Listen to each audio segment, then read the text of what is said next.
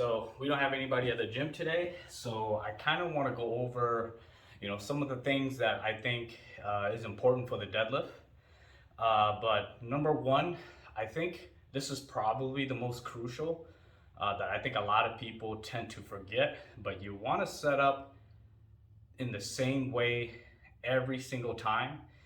And I know that sounds simpler than it is, but I'll kind of explain some of the things that go through my head when I think about deadlifts, okay? So we'll kind of go over the sumo first, and then we'll kind of go over the conventional a little bit as well. But let's just hypothetically say just about everything that I'm going to talk about in terms of, the sumo deadlifts and the conventional for the most part are the same, except for the way that you engage your legs, okay?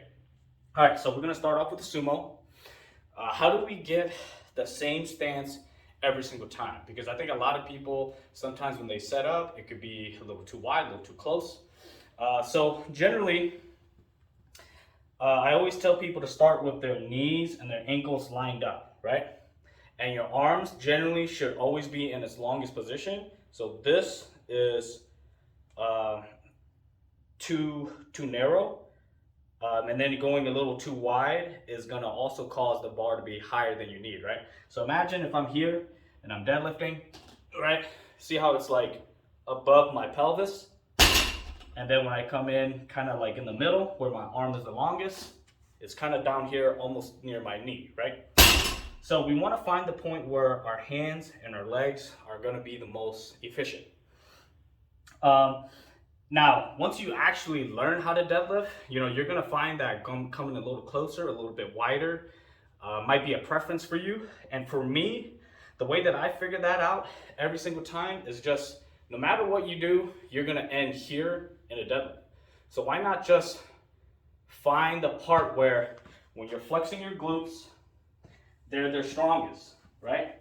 So here, I'm flexing, my glutes feel very strong. Now, if I go really, really wide, like how some people try to do with the deadlifts, I barely feel my glutes engage at all because my legs are so wide that to clench my glutes together is too far apart, right? So automatically, you might get less range of motion going this wide, right? But generally, your glutes, your hamstrings, and your adductors have to be flexible enough and strong enough to maintain that position without any hip pains or any torn muscles, right?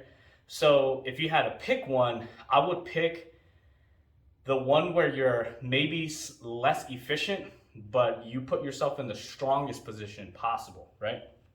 So going too wide isn't good. And then, for some people, I guess if you're sumoing like super close, it's gonna, your hands are gonna get in the way. Things are gonna feel a little bit off, right? So for me, you always wanna start off with just feeling it. Feeling my glutes, flexing my glutes. Feels very strong here. Feels a little bit less strong here. So I know that's too wide. And then here, I feel like my glutes are the strongest, but when I come down, I don't like how my knees are like this when I deadlift, right? So I want to find the strongest position my glutes are in, which is right here. So every time I set up, it's going to be right before the rings, and my hands are always going to be here, okay? So this is where I find my sumo feet position and my hand position, okay? Now, conventional, a lot of people like to start conventional with their feet, with the bar against their shins. In my opinion, as long as the bar is traveling straight up, it doesn't technically matter. But for me, I kind of hate it when I conventional and the bar clips my tibia or like my kneecap and it really, really hurts. So what I do is I turn my feet out just a little bit so it kind of angles this part that usually gets chipped by the bar out. And then I even take a step back further. So if I'm looking down at my feet right now, the bar's cutting my foot in half, right? And again, longest arms, right? For some people, I try to tell them to grab as close as possible to where your arms are, right? And sometimes you might be touching your legs, right? If you're a little bit wider, you can get away with going a little bit wider. The conventional stance is the exact same way for similar to the sumo, where when you set, you want to stand where your glutes are the strongest, and you want to grab the bar where you feel the most load on your glutes and your hamstrings. Some people might start the conventional a little bit wider, maybe because they're stiffer, they got a wider frame, or maybe they just feel a little bit more comfortable. Maybe they're kind of a hybrid between sumo and conventional. So maybe they might do like a sumo conventional or a conventional sumo. Whatever feet positioning for your conventional, where you feel your hamstrings and your glutes engage the best, that is where you want to set up, right? So just to kind of show you from the back side, I'm going to show you one hamstring, right? So imagine if I'm going too wide, this is how like a lot of strongman people like to conventional deadlift. They'll conventional like a little bit wider. Watch when I come down and I'm going to pull, right? Just from here, this is very loose, right? The hamstring. So I know going too wide on my conventional is bad. So kind of back to my regular stance.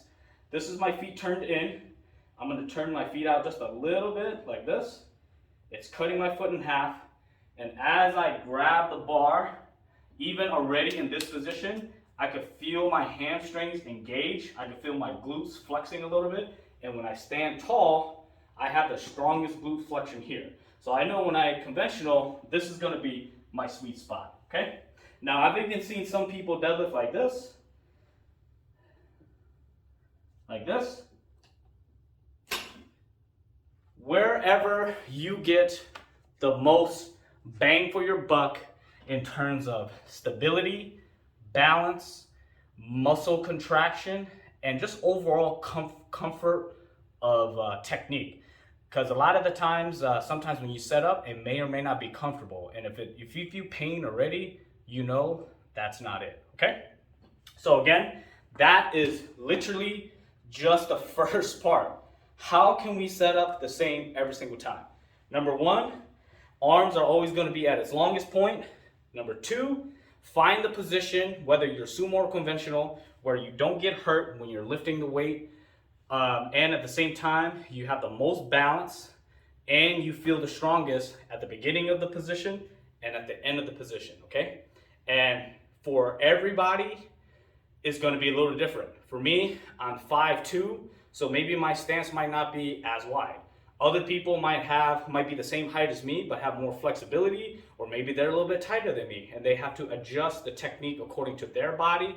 So generally, if you're conventionally and sumoing, with all of the factors that I've mentioned before about going too wide, too close, how to set your arms, and finding your strongest position, that is how we repeat our deadlift technique every single time, just from the beginning.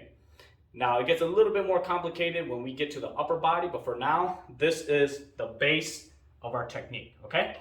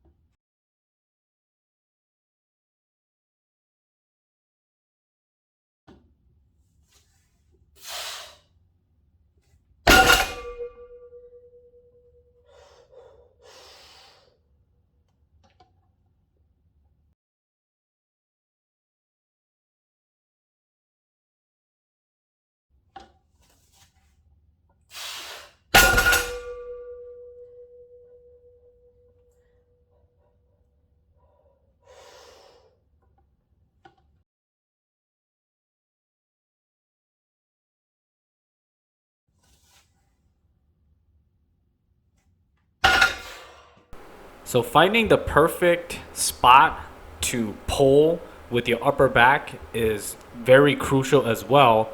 And it also kind of goes in conjunction with area of focus number one, which is to set up in the same position every single time. On the left side, you're going to notice that I'm in a conventional stance, which is literally the same thing as the sumo, which is on the right.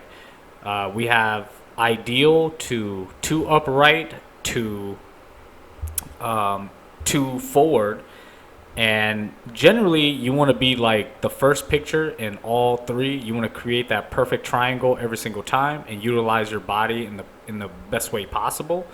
And you have to figure out where to look, when to stop, and the more perfect you are at creating and figuring out that perfect sweet spot, the less problems you're going to have in the future in terms of injuries, and also gives you the biggest chance of being the most powerful because you're utilizing your whole body in the lift versus one more area over the other. And another tip that we're going to go over is upper back tightness that will kind of help with this issue.